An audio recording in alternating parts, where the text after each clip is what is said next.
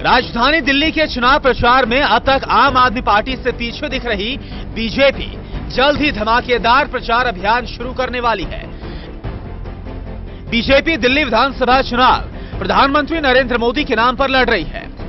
Narendra Modi BJP के सबसे बड़े नेता हैं और बीजेपी दिल्ली में भी मोदी लहर के सहारे चुनावी वैतरणी पार करने की कोशिश में है। अभी तक नरेंद्र मोदी झारखंड और जम्मू कश्मीर के चुनाव प्रचार में व्यस्त थे, लेकिन जम्मू कश्मीर और झारखंड में चुनाव होने के बाद अब बीजेपी हाईकमान का पूरा फोकस दिल्ली चुनाव पर है।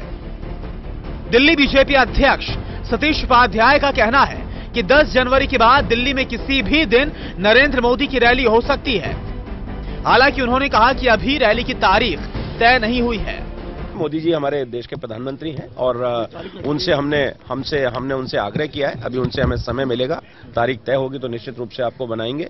बिना आपके मोदी जी की रैली संभव ही नहीं है और आप ही उस रैली को कवर करेंगे और मोदी जी की बात को सुनेंगे। समय आने पर बताएंगे आपको।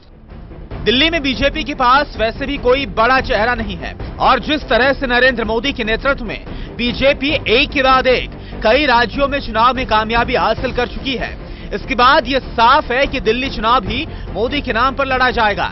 बीजेपी अध्यक्ष अमित शाह पहले ही साफ कर चुके हैं कि दिल्ली में चुनाव प्रचार नरेंद्र मोदी पर केंद्रित होना चाहिए।